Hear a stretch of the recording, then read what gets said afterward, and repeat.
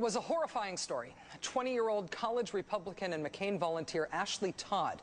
She reported to Pittsburgh police that a 6'4" black man assaulted her at an ATM, put a knife to her throat, demanded money, brutalized her. She said he carved the letter B into her face and sexually assaulted her, all while yelling, quote, "You are going to be a Barack supporter." Her attacker, she said, had seen a McCain sticker on her car before the assault. Her picture on the Drudge Report with a screaming headline, "McCain volunteer attacked and mutilated in Pittsburgh." Sympathy phone calls direct from Senator McCain and Governor Palin shortly after, and Ashley Todd's own online expressions of gratitude and calls of support for the McCain campaign. Except every bit of the story was a lie. Ashley Todd admitted today as the details became flimsier and flimsier. It remains to be known if Ashley Todd acted entirely alone in this pitiful hoax. She is not the first college Republican dirty trickster, but there is something depressingly unoriginal about Todd's race baiting. 1994, South Carolina, Susan Smith blamed the disappearance of her two sons on being carjacked by a black man who drove away. A lie. She herself had killed the boys by driving the car into a lake. 1989, Boston. Charles Stewart claims that a black man carjacked him and his wife, robbed them, shot his wife in the head and him in the stomach.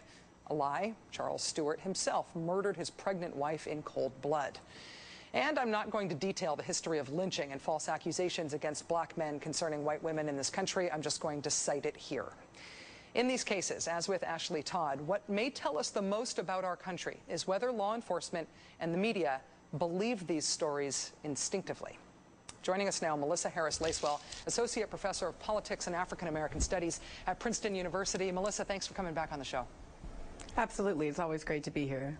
A recent Gallup poll says Obama is positioned to win the largest share of white voters of any Democrat in more than 3 decades. Same poll shows 44% of non-Hispanic white voters presently supporting Obama. The highest number for a Democrat since 47% of whites backed Carter in 1976. Looking at the numbers, looking at the success of Barack Obama thus far, are you seeing old racism, old patterns in a new country where they don't fit anymore? Well, I mean, certainly what I'm seeing is a country which is standing on the precipice of something new. Our country is clearly saying, you know what, we no longer want to be motivated by the politics of fear.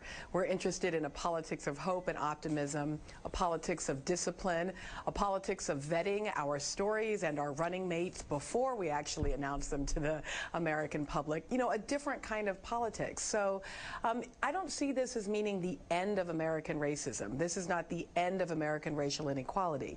But it is the end, I believe, of kind of reflexive assumption that African Americans are always in the wrong, that whites are always in the right.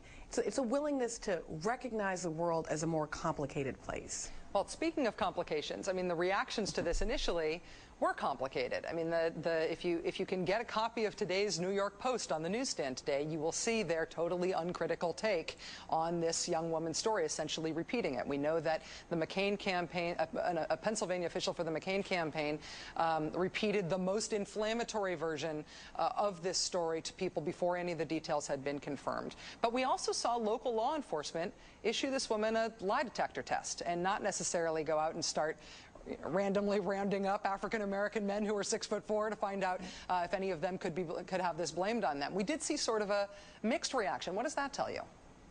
Well, I mean, I think that your point about local law enforcement is really the key issue here. The script from which Ashley Todd was reading in describing herself as a young white woman sexually assaulted by a violent black man in the name of sort of black political power, right, Barack Obama, is a very old script. It's at least 100 years old, and it goes to the racial terrorism in the American South. But the key in that old-fashioned racial terrorism was that African Americans were outside the power of the law. The law didn't step in to protect them as citizens. In this case, what we saw instead was a kind of measured response, a willingness, obviously, to listen to a potential victim. We don't ever want to get to a place where we don't listen to, you know, alleged victims of sexual assault. And that's part of why it's so dangerous to say it's happened when it hasn't. Or any violent But it was crime, also right? Sort of, that's right, that's right. But particularly for women around sexual assault. That measured response on the part of the police is an indication of just how different our country is now than it was 100 years ago and even 50 years ago. Melissa Harris-Lacewell, Associate Professor of Politics and African American Studies at Princeton University. I knew there was something more important here than just feeling incredibly sad and mad at that young woman. Thanks for joining us.